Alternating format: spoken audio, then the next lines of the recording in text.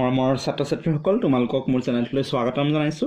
আজিৰ এই ভিডিঅ'টিত তোমালোকৰ অষ্টম শ্ৰেণীৰ গণিত পাঠ্যপুথিৰ 9 নম্বৰ অধ্যায় বীজগণিতীয় ৰাশি আৰু অভেদসমূহ সেই অধ্যায়টিৰ অনুশীলনী 9.1ৰ অংকবোৰ লৈ আহিছো। তোমালোকৰ অনুশীলনী 9.1ৰ 1 নম্বৰ দিয়া আছে পূৰণফল উলিওৱা। ইয়াত তোমালোকৰ মুঠ 10টা অংক দিয়া আছে আৰু এই অংকবোৰৰ তোমালোকে কি কৰিব লাগিব পূৰণফল উলিয়াব লাগিব। এইখিনি তোমালোকে কেনেকৈ কৰিবা চাই যোৱা, মই তোমালোকক এটা এটাকৈ দেখাই যাওঁ। 1 নম্বৰটোত তোমালোকৰ দিয়া আছে 3x² * 11xy * 2/3y²। এতিয়া ইয়াৰ পূৰণফল আমাক উলিয়াবলৈ কৈছে। তোমালোকে পূৰণফলটো কেনেকৈ উলিয়াবা জানানে? তোমালোকে পূৰণ কৰাৰ আগতে কি কৰিবা, এই যিবোৰ সংখ্যা আছে এই সংখ্যাবোৰ প্ৰথমে তোমালোকে লিখি ল'বা। অৰ্থাৎ তোমালোকে লিখিবা 3, তাৰপিছতে পূৰণ চিন দিলা, ইনটু ইয়াত আমাৰ 11 আছে 11 দিলা, তাৰপিছত ইনটু কি আছে আমাৰ 2/3, এইটো 2/3 দিলা হ'ল। তাৰপিছত কি কৰিবা তোমালোকে এতিয়া এইবোৰ লিখিবা, পূৰণ দিয়া। ইয়াত তোমালোকৰ আছে x², এইটো লিখা x² ইনটু ইয়াত আছে x, এইটো x লিখা। তাৰপিছত আকৌ পূৰণ চিন দিয়া, তাৰপিছত আমাৰ x আৰু নাই গতিকে y লিখা, এইটো y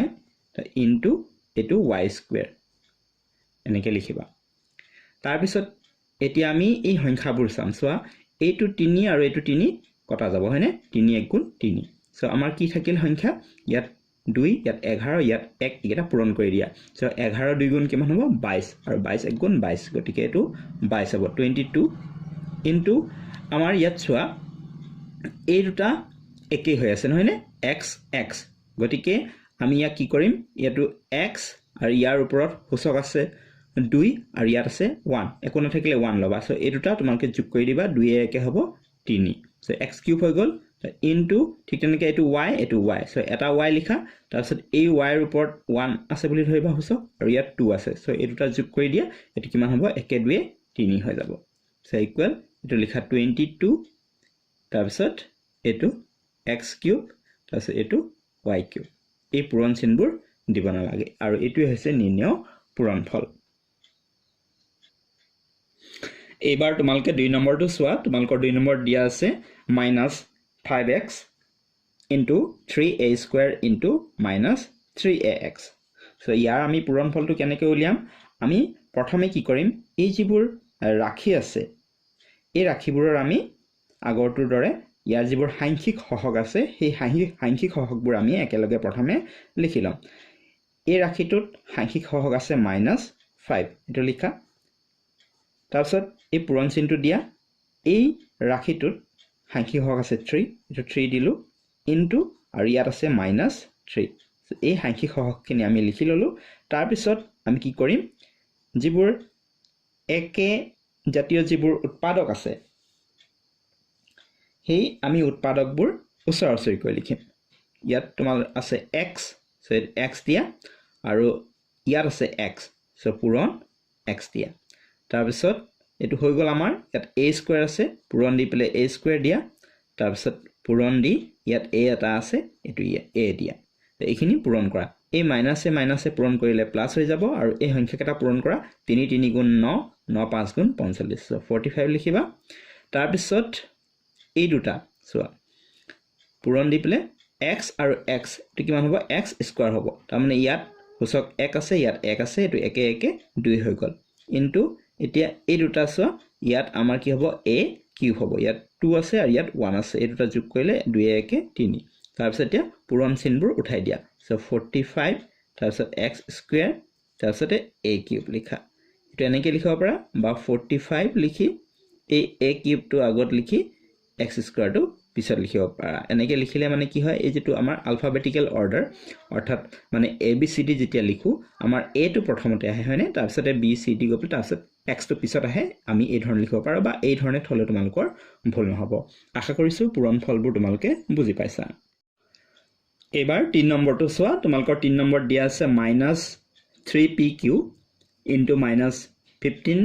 -15pq³ * q²। চ' আগৰবোৰৰ দৰে আমি কি কৰিম, প্ৰথমতে আমি এই ৰাশিবোৰৰ সাংখ্যিক সহগবোৰ আমি প্ৰথমে লিখি লম ইয়াত আমাৰ আছে -3 মাইনাস থাকিলে ব্ৰেকেট দি দিবা পূৰণ আমাৰ -15 আছে আৰু ইয়াত সাংখ্যিক সহগ নাই আছে ইয়াত 1 আছে সেই 1 টো ইয়াত নিলিখিলেও হ'ব তাৰ পিছত পূৰণ দিয়া তাৰ পিছত আমি কি লিখিম a p ইনটু এটো p কিউব যিবোৰ একে জাতীয় উৎপাদক সেইবোৰ লিখিবা তাৰ পিছত ইনটু এটো q দিয়া তাৰ পিছত ইয়াত q কিউব আছে ইনটু q কিউব দি দিয়া ইনটু এটো q স্কয়াৰ দিয়া তাৰ পিছত পূৰণ কৰা এতিয়া এই সংখ্যাবোৰ প্ৰথমে পূৰণ কৰা মাইনাসে হৈ যাব প্লাস আৰু 15 3 গুণ হ'ব 45 ইনটু এই দুটা যেহেতু একে হৈ আছে গতিকে এটো p আৰু p কিউব এটো কিমান হ'ব p টু দি পাৱাৰ 4 তাৰ মানে ইয়াত 3 আছে ইয়াত একোন থাকে 1 3 একে 4 হ'ল ইনটু 8 q গুটে তিনটা একে আছে গতিকে ইয়াৰ ওপৰৰ যিবোৰ সূচক আমি হেখিনি যোগ কৰিব পাৰিম সো 2 3 5 আৰু 1 6 সো আমাৰ হৈ গল 45 p টু দি পাৱাৰ 4 পূৰণবোৰ উঠাই দিম আমি আৰু q টু দি পাৱাৰ 6 আৰু এটো হৈছে উত্তৰ কিন্তু তোমালকৰ উত্তৰমালা যদি তোমালকে চোৱা ইয়াৰ আগত মাইনাস চিনটা আছে -45 p to the power 4 q to the power 6 আছে তোমালকৰ উত্তৰমালাটো ভুল হৈ আছে ইয়াত মাইনাস নহব যেহেতু ইয়াত দুটা মাইনাস আছে মাইনাসে হৈ যাব প্লাস গতিকে মাইনাস চিনটো উত্তৰত নহব তোমালকৰ উত্তৰমালাত হেতু ভুল হৈ আছে তোমালকে চাব পাৰা এবাৰ 4 নম্বৰটো চোৱা তোমালকৰ 4 নম্বৰ দিয়া আছে 3x আৰু ব্ৰেকেটৰ ভিতৰত আছে 5x স্কয়াৰ প্লাস 8 এতিয়া তোমালকে যদি এই অংকটো যদি ভালকৈ মন কৰা এইটো হৈছে এটা একপদ ৰাখি আৰু এইটো হৈছে এটা দ্বিপদ ৰাখি কিন্তু আগৰ যে তিনিটা আমি অংক কৰিলো তাত প্ৰত্যেককেটা ৰাখিয়ে একপদ ৰাখি আছিল অৰ্থাৎ আমি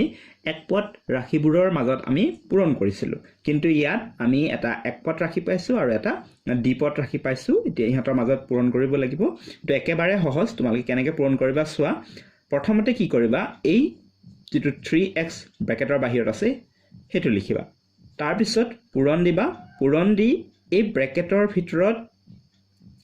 যেটো ৰাখিৰ যিকেটা পদ আছে তাৰ প্ৰথম পদটো দিবা মানে 5x স্কয়াৰটো দিলা তাৰ পিছত ইয়াত যোগ চিন আছে এই যোগ চিনটো দিবা তাৰ পিছত এই বাহিৰৰ 3x টো আকৌ এবাৰ লিখিব লাগিব তাৰ পিছত পূৰণ দি পেলে এটো 8 দিব লাগিব অৰ্থাৎ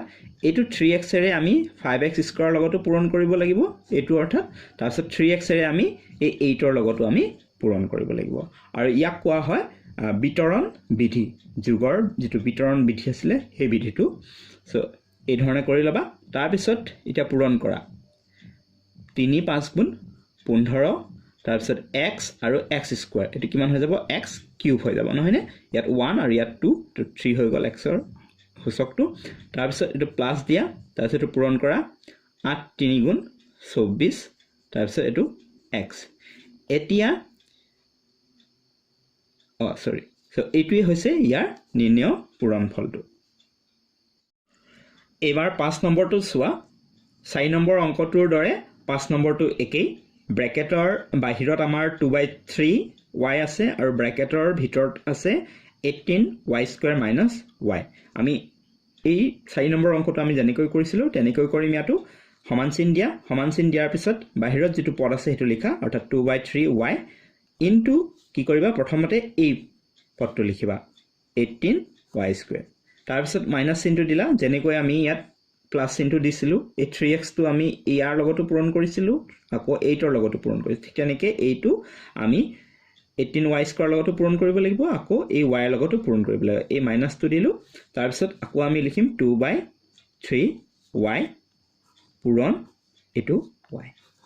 হল তাৰ পিছত এতিয়া তোমালকে চোৱা এই 3 ৰে আমি 18 কাটিব পাৰিম হে 3 6 গুণ 18 এতিয়া 6 আৰু 2 পূৰণ কৰা 6 2 গুণ হল 12 12 to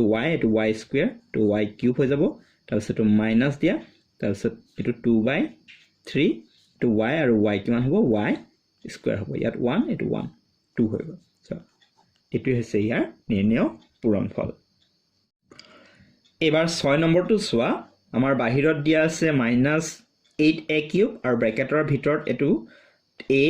plus 3b plus 2c অৰ্থাৎ ইয়াত তিনটা পদ আছে এটো ত্ৰিপদ ৰাখি আগৰবোৰ আমাৰ আগৰ দুটা দ্বিপদ ৰাখি আছিল ব্ৰেকেটৰ ভিতৰত এটো ত্ৰিপদ ৰাখি একো নাই কিয়া আমি আগৰ যেনেকৈ কৰিছিলো একে নিয়মত এটো কৰিম আমি আমি কি কৰিম প্ৰথমে এটো -8a কিউব লিখিলো ইয়াৰ লগত আমি পূৰণ এটো দিম a প্ৰথম পদটো তাৰ পিছত এই প্লাস চিন দিলা প্লাস চিন দি আকৌ এটো লিখিবা -8a কিউব তাৰ পিছত পূৰণ 3b তাৰমানে এটোৰে আমি ইয়াক প্ৰথমতে কৰিলো এটো তাৰ পিছত এটোৰে আকৌ ইয়াক এটো তাৰ পিছত আকৌ ইয়াত প্লাস চিন আছে প্লাস দিয়া আকৌ -8a কিউব ইনটু ইয়াত আছে আমাৰ 2c এটো অৰ্থাৎ ব্ৰেকেটৰ বাহিৰত যেটো পদ আছে সেই পদটোৰে ব্ৰেকেটৰ ভিতৰত থকা প্ৰতিটো পদৰ হৈতে ইয়া কি কৰিব লাগে আমি পূৰণ কৰিব লাগে তাৰ পিছত এটো -8 লিখা এটো a কিউব আৰু a টু দি পাৱাৰ ইয়াত 1 আছে সো এটো a টু দি পাৱাৰ 3 আৰু 1 এটো 4 হৈ যাব তাৰ পিছত এটো প্লাস এটো মাইনাস মাইনাস হৈ যাব প্লাস এ মাইনাস 8 আৰু 3 পূৰণ কৰা 8 3 গুণ 24 তাৰ পিছত এটো a কিউব আৰু ইয়াত আছে b তাৰ পিছত এটো প্লাস এ মাইনাস হ'ল 8 2 গুণ 16 আৰু এটো a কিউব আৰু এটো c সো এটি হৈছে নিৰ্ণয় পূৰণফল এবাৰ 7 নম্বৰটো চোৱা আমাৰ ইয়াত দিয়া আছে 3mn - twice n এটো ব্ৰেকেটৰ ভিতৰত আছে আৰু এটো আমাৰ -2m²n সো এটো চোৱা এটো হৈছে এটা এক পদ ৰাখি আৰু এটো হৈছে এটা দ্বিপদ ৰাখি আগৰটো আমি কি কৰিছো এয়া এক পদ ৰাখি আছিল এটো ত্ৰিপদ ৰাখি আছিল তো ইয়াত কি কৰিছে আগৰ অংকবোৰত বা আমি 4 আৰু 5ত কি দেখিছিলো যে আমাৰ এই যেটো এক পদ ৰাখি আছিল হেতু এই দ্বিপদ ৰাখিৰ আগফালে দিয়া আছিল ইয়াতো আগফালে আছিল কিন্তু এইবাৰ আমাৰ 7 নম্বৰত কি কৰিছে চোৱা এই যেটো এক পদ ৰাখি এটো এই দ্বিপদ ৰাখিৰ পিছফালে দিছে একো নাই কিয়া আমাৰ হে আগৰ ধৰে আমি কৰিম প্ৰথমতে আমি কি কৰিম এটোৰে আমি এটুক পূৰণ কৰিম তাৰ পিছত এটোৰে আমি এটুক পূৰণ কৰিম সো প্ৰথমতে লিখা এটো 3mn ইনটু এটো লিখিবা -2m²n মাইনাস ব্ৰেকেট দিয়া তাৰ পিছত এই মাইনাসটো দিয়া মাইনাস আকৌ এটো টুৱাইস n লিখা ইনটু এটো লিখিবা -2m²n এতিয়া পূৰণ কৰি দিয়া তো প্লাস আছে ইয়াৰ আগত সিন একো নাই মানে প্লাস ধৰিবা প্লাস এ মাইনাস 3 2 গুণ হল 6 এটো m আৰু এটো m², সো m ৰ ইয়াত হসক 1 আছে, so m to the power 1 m to the power 2 square আছে, তো m কিউব হৈ যাব 1 আৰু 2 3 হৈ যাব, তাৰপিছত এটো n স্কয়াৰ হ'ব, তাৰপিছত এটো মাইনাস মাইনাস প্লাস হ'ব 2 2 গুণ 4, তাৰপিছত এটো m স্কয়াৰ আছে,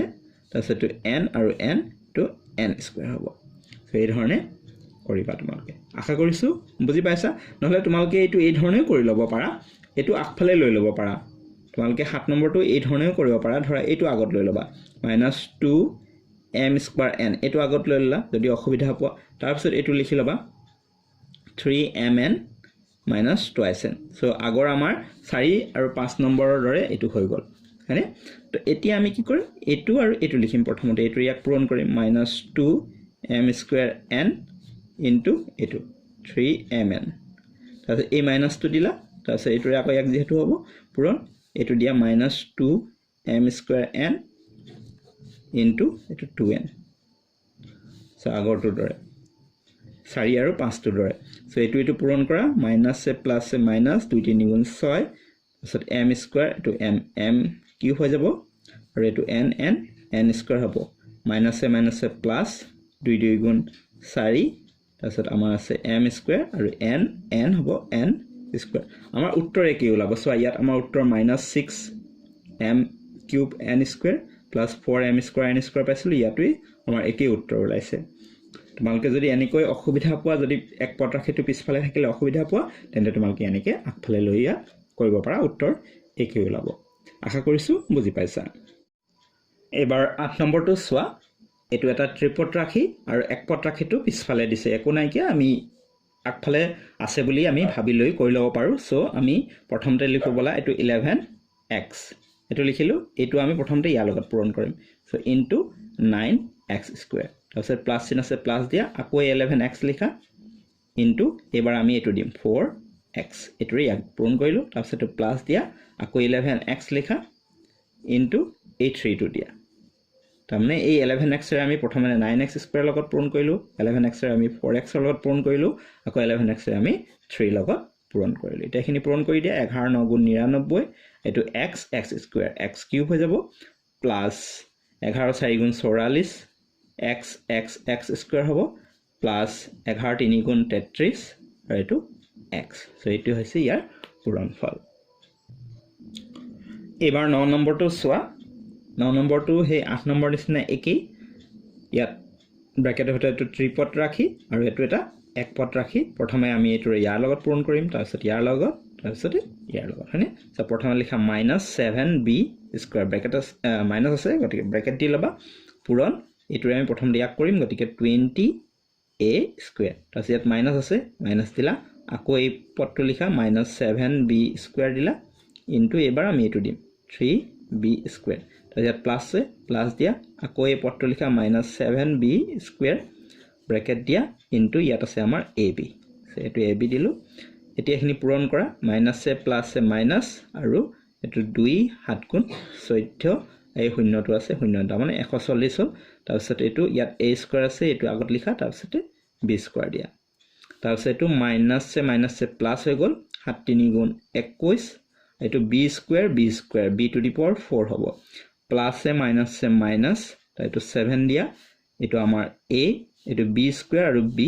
b কিউব হ'ব এটো হৈছে ইয়াৰ নিৰ্ণয় পূৰণফল এটো তোমালকে এই ধৰণে অলপ সজাই লিখিব পাৰা এই প্লাস চিন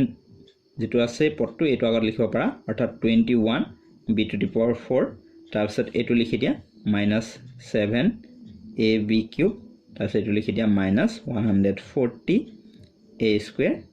b স্কয়াৰ বা এই ধৰণে এটো উত্তৰ থলে হ'ব বা এটো তোমালকে লিখিব পাৰা ইয়ালৈকে থলেও তোমালকে নম্বৰ সম্পূৰ্ণ নম্বৰ পাবা এবাৰ 10 নম্বৰটো সোৱা ইয়াত আমাৰ আছে 3x কিউব y স্কয়াৰ আৰু ব্ৰ্যাকেটৰ ভিতৰত আছে xy প্লাস xy কিউব -2 একেবাৰে সহজ এটো আমি ইয়াক প্ৰথমতে পূৰণ কৰিম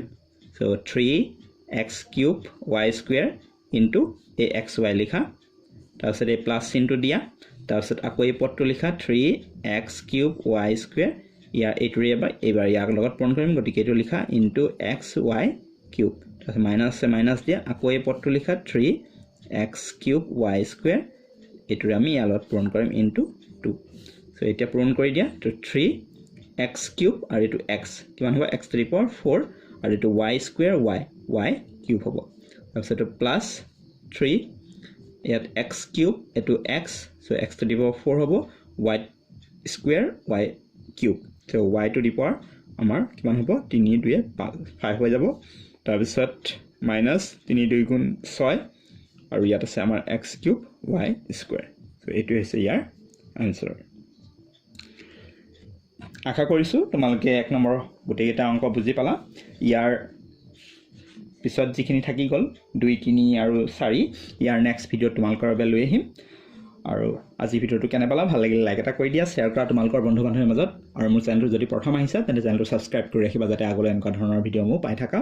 আৰু মোৰ চেনেলটোৰ সৈতে জড়িত হৈ থাকিবা যেহেতু এই চেনেলটো তোমালোকৰ সকলো বিষয়ৰ ভিডিও নিয়মীয়াকৈ আগবঢ়াই থকা হয় আৰু লগতে তোমালোকে মোৰ চেনেলৰ প্লেলিষ্ট সেকশনটো এবাৰ চেক কৰি চাব পাৰা তাত তোমালোকৰ বেলেগ বেলেগ বিষয়ৰ প্লেলিষ্ট ধুনীয়াকৈ কৰা আছে তোমালোকে নিৰ্দিষ্ট বিষয়ৰ প্লেলিষ্টত গৈ সেই বিষয়ৰ নিৰ্দিষ্ট পাঠৰ ভিডিও চাই তাৰ পৰা আয়ত্ত কৰি ল'ব পাৰা আৰু কৰবাত কিবা অসুবিধা পালে বা বুজি নাপালে মোক কমেন্ট কৰি জনাবা বা মোক হোৱাটছআপো কৰিব পাৰা মোৰ হোৱাটছআপ নম্বৰ হৈছে 7086618134 ভিডিওটো চোৱাৰ বাবে ধন্যবাদ